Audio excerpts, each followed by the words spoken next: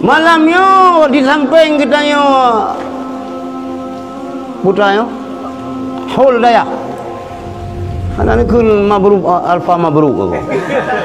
Yang payah kun yan. Mabruk alfa mabruk, nah. Nah, itu yang tiap ulang tahun dia nya mabruk alfa mabruk. Ada Habib Rizik Karang. Ya. Gitanya juga terperingati Muharram. Muharramnya yang paling lejasa proses sehingga terwujudnya tahun baru Islam dimulai dengan Muharram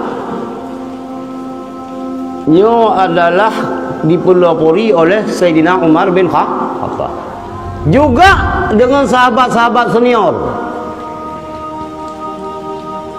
Nah, Sayyidina Ali yang hanale Sayyidina Abu Bakar. Nyan bumupum ci deo.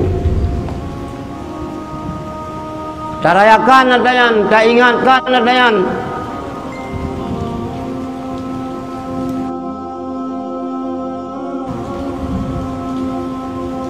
Tak peturi nadayan banu tu.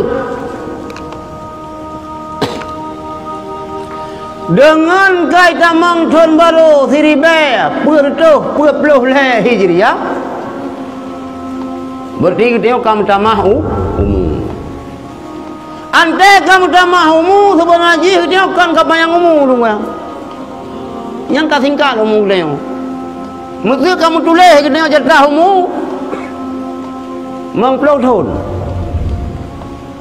Nyo dia kasih 25 pada fikir kapan yang umulung kan lemah pada. Tinggal 12 tahun dulu sakai.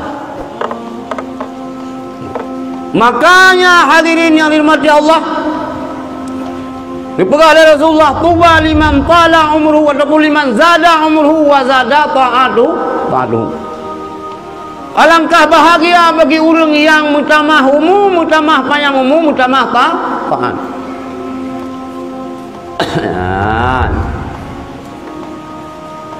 Boleh ta'at adik-adik. Barakan baru mantan tak kerip dah buat. Nyok kata buat bajuri. Waktu dah buat mantan tak kerip, dia hana dah duri, teh sunat, teh wajib lang sembayang, teh yang perlu, teh rukun. Mandum lah buat. Usalli fardal maghribi thalatha rakaatin mustaqbilal qiblati adaan ma'muman lana Allahu akbar kabira wal habih dah kun. Yang semalau katanya, oh dia kata buat iftitahnya tunan kata kubah dayan, kata cetok boleh ke alhamdulillah aja langsung.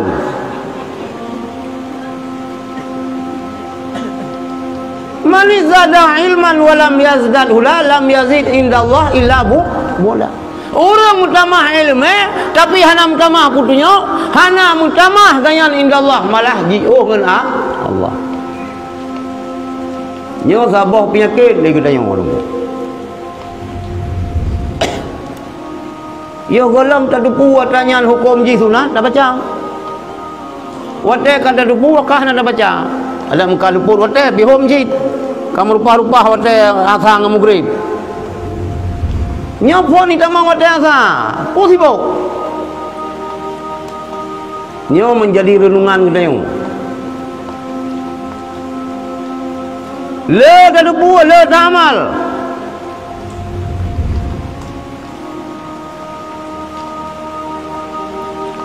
Silakan yang nunggu.